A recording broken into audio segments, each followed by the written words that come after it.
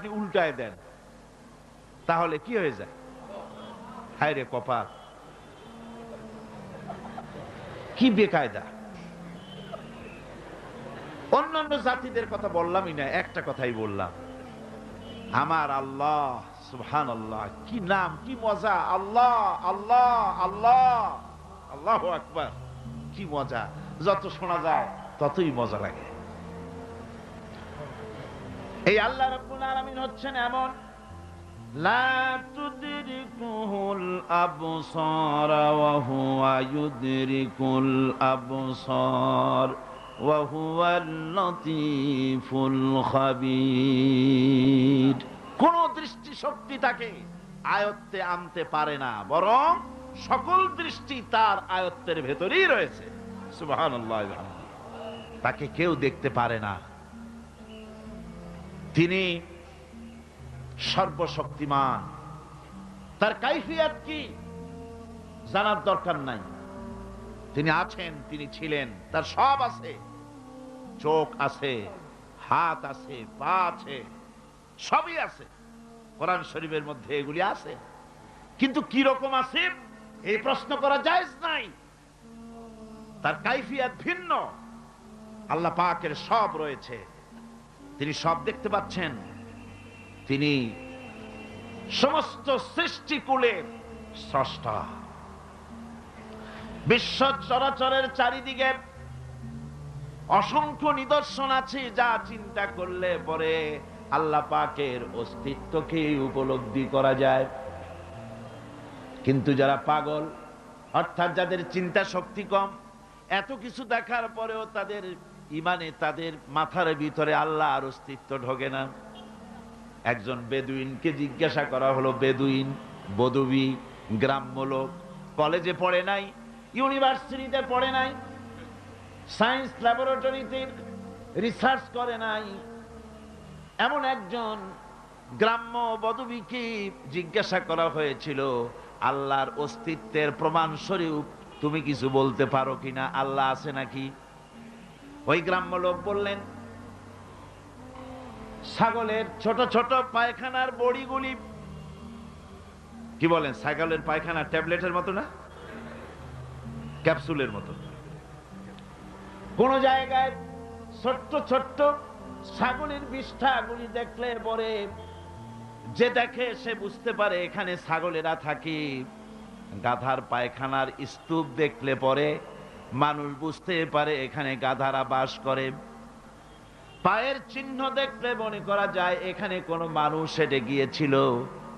এই ছোট ছোট জিনিস দেখলে পরে যদি ছাগল, গাধার, মানুষের অস্তিত্ব বোঝা যায়, তাহলে ওই বিরাট আকাশ, এই বিশাল জমিন, গাছপালা, তরুলতা দেখে কেন বোঝা যাবে না যে স্রষ্টা একজন আছেন?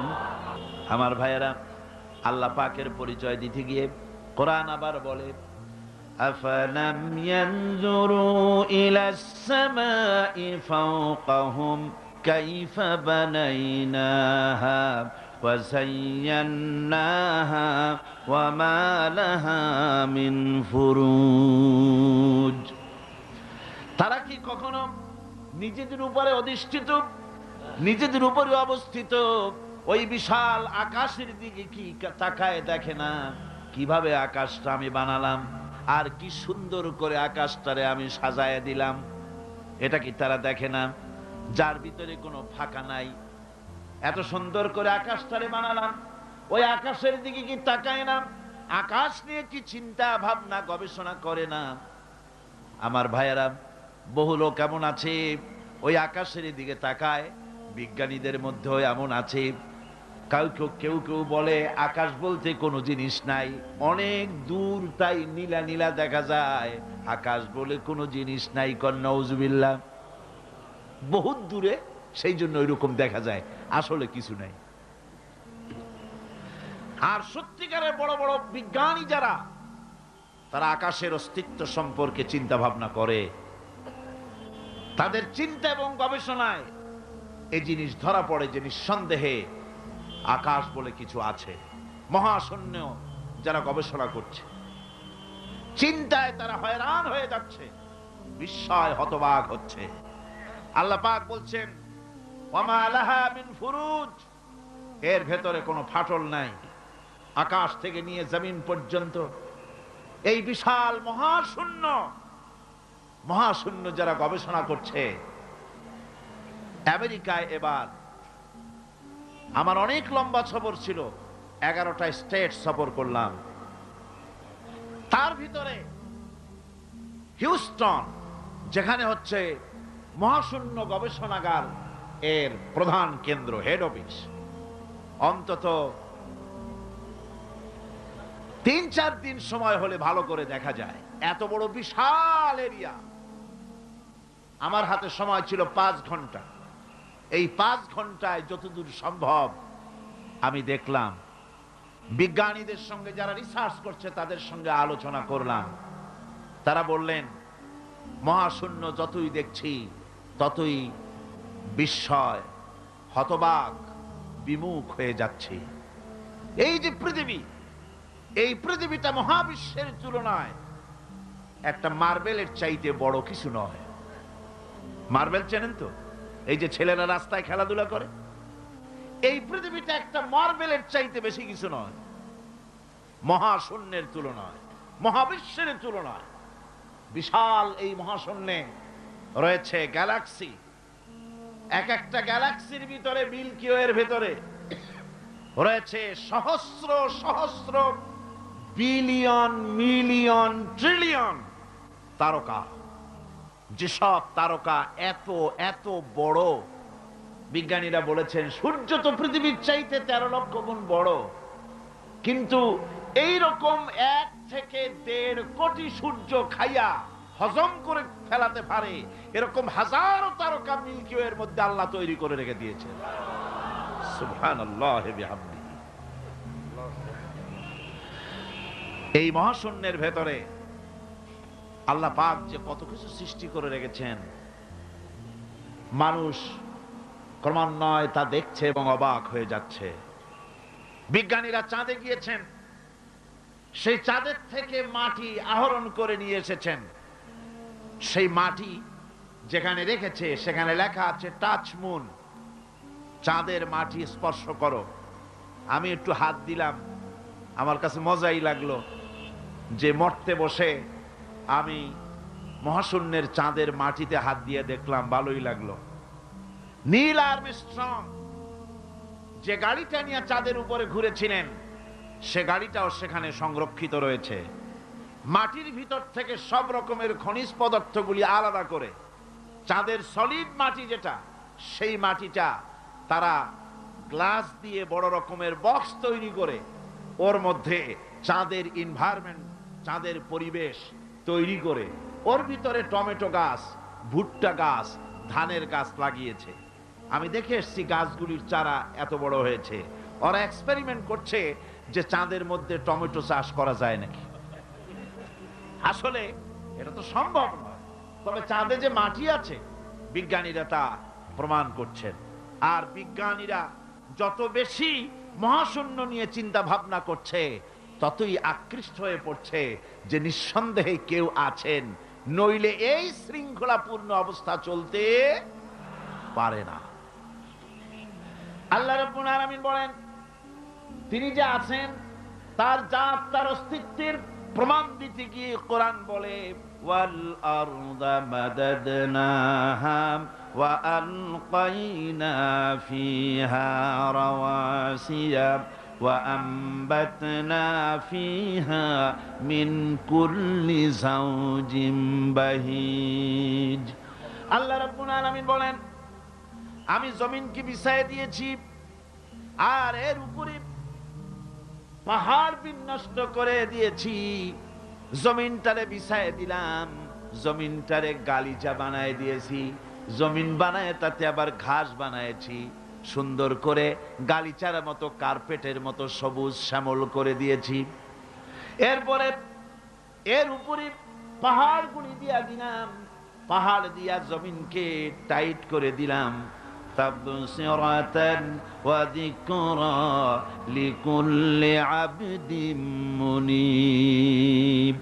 এর ভেতরে চক্ষু উন্মোচনকারী আর উপদেশ, অতীব শিক্ষাপ্রদ অনেক কিছুই রয়েছে ওই সমস্ত মানুষের জন্যে যারা আমার কাছে সত্যের দিকে যারা প্রত্যাবর্তন করতে চায়, যারা আমার দিকে ফিরে আসতে চায়, তাদের অনেক নিদর্শন এই পৃথিবীর ভিতরে আমি রেখে দিয়েছি। জোরে বলেন সুবহানাল্লাহ।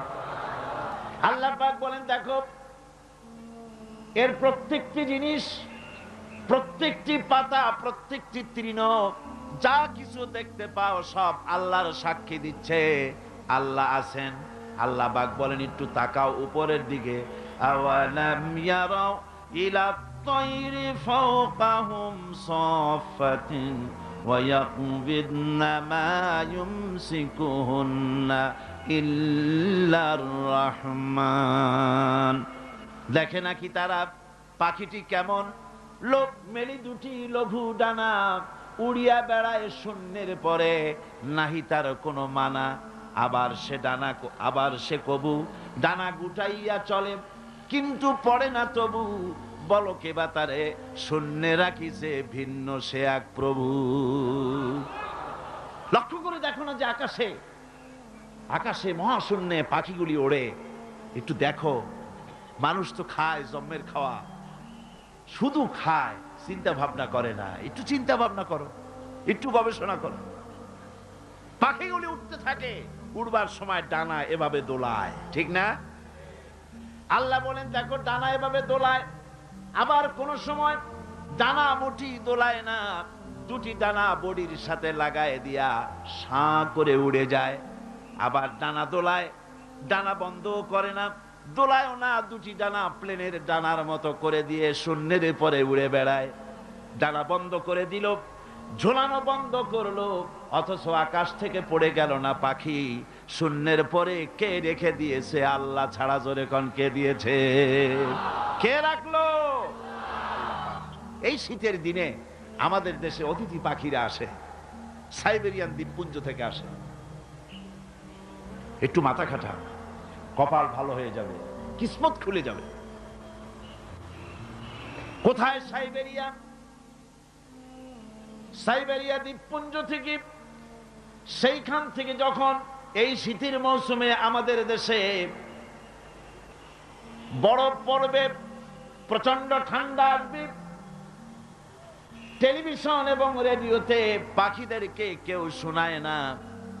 ওরা বুঝতে পারে ঠান্ডা আসতেছে। ওই ঠান্ডা আসার পূর্বক্ষণে ঝাঁকে ঝাঁকে, লাখে লাখে, কোটি কোটি পাখি একসঙ্গে ওড়া আরম্ভ করে দেয়। জাহাজগুলি চলে সমুদ্রের ভিতরে।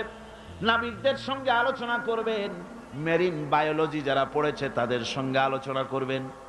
সমুদ্রের ভিতরে দিনের বেলায় তারা সূর্য দেখে পথ চালায়, দিক নির্ণয় করে। রাতের আধারে সমুদ্রের ভিতরে নাবিক যেন হারায় না যায়, সেজন্য আল্লাহ পাক বলেন আকাশে তারকা খচিত করে রেখেছি। তারকা দেখে দেখে নাবিকেরা পথ চালায়। পথে কোনো বিপদ আছে নাকি? চুম্বকের পাহাড় আছে নাকি? সাইক্লোন এরিয়ার ভিতরে পড়ে যায় নাকি? সেজন্য রয়েছে রাডার। এগুলি দেখে দেখে পথ নির্ণয় করে। এবার আপনারা আমাকে জবাব দেন, হাজার হাজার মাইল দূর থেকে পাখিরা পাড়ি দিয়া বাংলাদেশে আসে, সিলেটে আসে, দিনাজপুরে আসে। এই যে দূর দূরান্ত থেকে হাজার হাজার মাইল দূর থেকে পাখিরা এলো, তার নেভিগেশন কে করে দিল? রাডার কে করে দিল? কে তার পথের দিশা দিল? এ পথে গেলে বাংলাদেশ পাবি। সুবহানাল্লাহ, জোরে বলেন সুবহানাল্লাহ। কে তিনি? আমার আল্লাহ। জোরে বলেন আল্লাহ। সুবহানাল্লাহ। আল্লাহ তোমার জন্য মহব্বত করতে পারি তৌফিক দাও, তোমার জন্য যেন বাঁচতে পারি তৌফিক দাও, তোমার নামের উপরে যেন মরতে পারি তৌফিক দাও, জান্নাতে তোমার যেন দেখতে পারি তৌফিক দাও। এসব অসংখ্য নিদর্শন দেখে যারা বুদ্ধিমান, যারা জ্ঞানবান, যাদের মাথার ভিতরে কিছু আছে, তারা বোঝে নিঃসন্দেহে একজন আছেন, তিনি আর কেউ নাম, তার নাম হচ্ছে আল্লাহ রব্বুল আলামিন। এবার আল্লাহ পাক বলেন তাকাও, আমার সৃষ্টি ভালো করে দেখো, الذي خلق سبع سماوات طباقا ما ترى في خلق الرحمن من تفاوت فارجع البصر هل ترى من فطور ক্ষমাশীল তিনি, সপ্ত আকাশ রচিলেন থরে থরে, কোন ত্রুটি হেরিবে না তার পূর্ণ সৃজন পরে। আল্লাহ পাকের ওই আকাশের দিকে তাকাও, জমিনের দিকে তাকাও, আল্লাহ বলেন বারবার দেখো, বারবার তাকাও, দেখো আমার সৃষ্টির ভিতরে কোনো ভুল আছে নাকি, আমার সৃষ্টির ভিতরে কোনো খুঁত আছে নাকি, কোনো রং আছে নাকি, কোনো অসুবিধা আছে নাকি, ভালোভাবে তাকাও, আবারও তাকাও। ثم ارجع البصر كرتين ينقلب إليك البصر خاسئا وهو حسير। আল্লাহ পাক বলেন দেখতে দেখতে তোমার চক্ষু ফিরে আসবে তোমার কাছে। চাহো তুমি তার সৃষ্টি পানে, দেখো কিছু ভুল চুক, ফিরাও তোমার নয়নখানি, ফিরাও তোমার মুখ। অক্ষমহীন দৃষ্টি তোমার সৃষ্টিতে পাবে ফাঁকি, ফিরাও তোমার নয়নখানি, ফিরাও কাঙ্গালাখি। তাকাতে তাকাতে চোখ আজিজ হয়ে, দুর্বল হয়ে তোমার দিকেই ফিরে আসবে। আমার সৃষ্টির ভিতরে কোনো ভুল দেখতে পাবে না। সুবহানাল্লাহ কর, সুবহানাল্লাহ কইতে ইচ্ছা করে না মিয়া ভাইরা আমার। আল্লাহ পাক বলেন এইভাবে করে আমি আকাশকে থরে থরে সাজায় দিলাম, জমিনটাকে সুন্দর করে দিলাম, আর এই জমিনে ফসলের ব্যবস্থা করে দিলাম। ফল হলো কি সুন্দর সুন্দর করে ফল আমি দান করলাম। আল্লাহ পাক বলেন ওয়া আয়াতুল লাহুমুল আরদুল মাইতাতু আহইয়াইনাহা ওয়া আখরাজনা মিনহা হাব্বান ফামিনহু ইয়াকুলুন। আমার নিদর্শনের ভিতরে এগুলিও নিদর্শন। মৃত্যু জমিনকে আমি জিন্দা করে দেই, আর তার ভিতর থেকে তোমার রিজেক উৎপন্ন করি। এর মধ্যে কি কি বানালাম?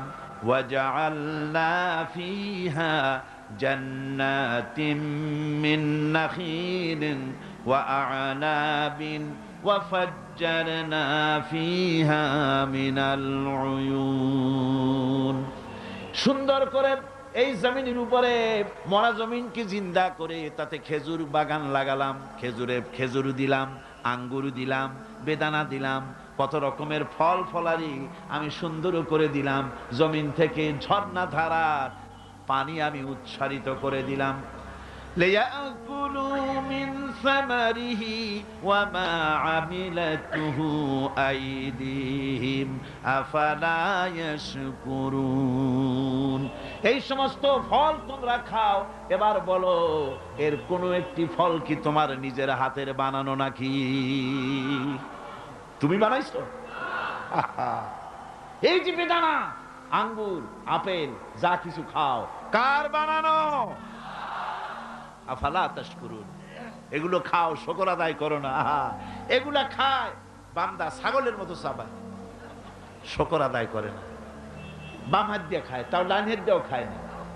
আল্লাহর নাম নিয়ে খায় না, বাম হাত দিয়ে খাওয়া এটা নাকি একটা কি স্টাইল, সোজা কথা। আর হুজুর বলেছেন বাম হাতে খায় শয়তানে। বাম হাতে কে খায়? চিল্লা এখন, বাম হাতে কে খায়? শয়তান। বাম হাতে আল্লাহর বানানো জিনিসগুলো খায়। সিগারেট গুলা দেখছি দাঁড়ায় দাঁড়ায়, বা যখন গাড়িতে চলি দেখি নজরে পড়ে সিগারেটটা ধরাইয়া মুখে ধরে টান দিয়া তারপর উপরের দিকে ফু ছাড়িয়া দিয়ে তাকায় থাকে, ফু গেল কদ্দুর। আরে কপাল পোড়া মুসলমান। আল্লাহ রাব্বুল আলামিন বলেন এত সব অসংখ্য নিদর্শন আমি দিলাম, এই নিদর্শনাবলীর ভিতর থেকে আমারে খুঁজে বের করো, আমারে সেজদা দাও, শুকর আদায় করো। দাম চাই না, পয়সা চাই না, শুকর আদায় করো। মাঝে মধ্যে খাও আর বলো আলহামদুলিল্লাহ।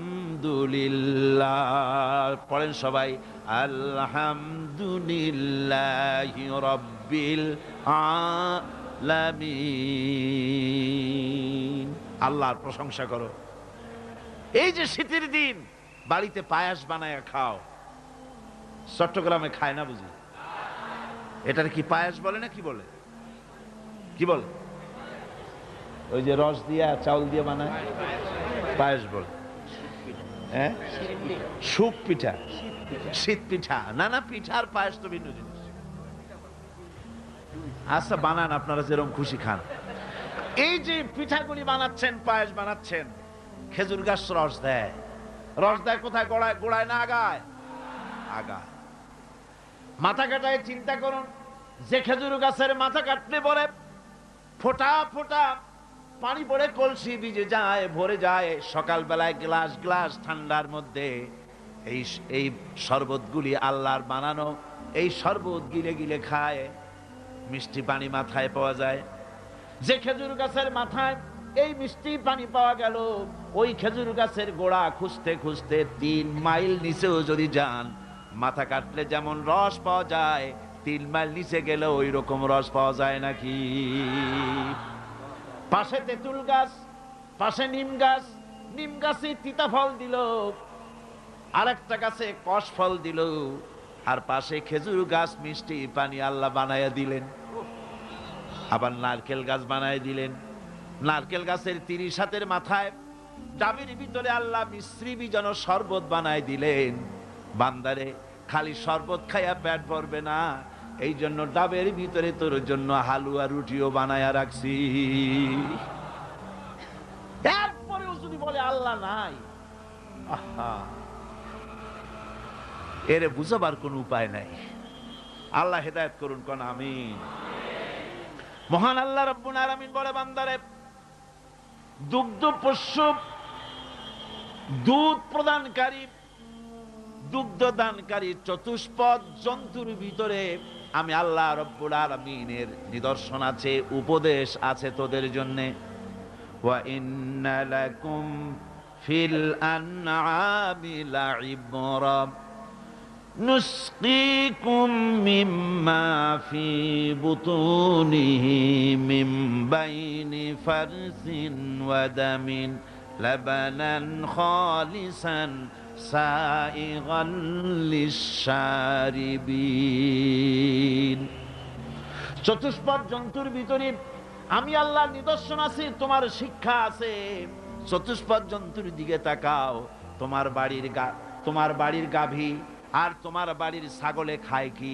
ভুসি খাইলো, তিসি খাইলো, আর জমিনের ঘাস খেলো। এগুলি খাওয়ার পর শরীরের ভিতরে এই খাদ্য দিয়ে রক্ত হয়, পায়খানা হয়, পেশাব হয়, আর পাশাপাশি রাস্তা দিয়া এমন সুন্দর শুভ্র স্বচ্ছ এবং পানকারীদের জন্য সুস্বাদু দুধ, পেশাব পায়খানা যেখান থেকে, তার পাশে থেকে আমি তোমার জন্য সুস্বাদু দুধ বের করে দেই।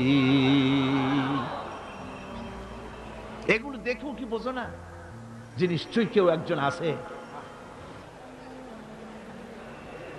ভাইরা আমার, আল্লাহ রাব্বুল আলামিন বলেন, আকাশ থেকে মিষ্টি পানি আমি বর্ষণ করে দিলাম। এই মিষ্টি পানি, সমুদ্রের পানিগুলি নোনা, এই নোনা পানিগুলি লক্ষ্য করেন, মাথা খাটান, তাম দেশের সমস্ত আবর্জনাগুলি সব সমুদ্রে চলে গেল।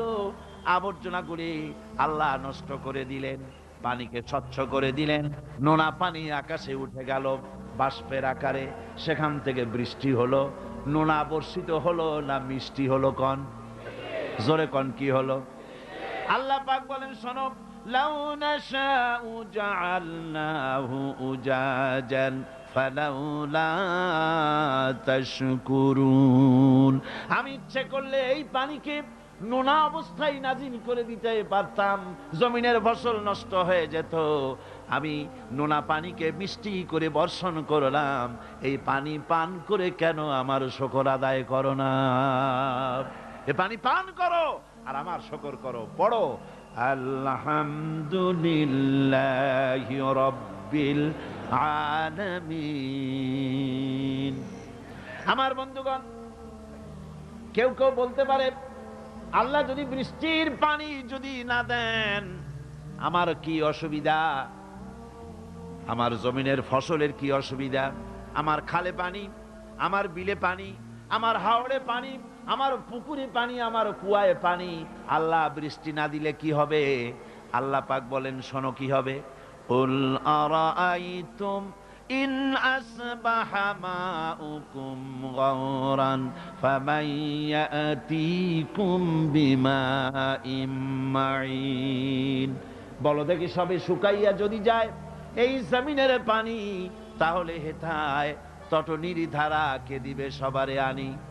কুয়ার পানি, নদীর পানি, কর্ণফুলীর পানি, ব্রহ্মপুত্রের পানি, পদ্মার পানি, মেঘনার পানি,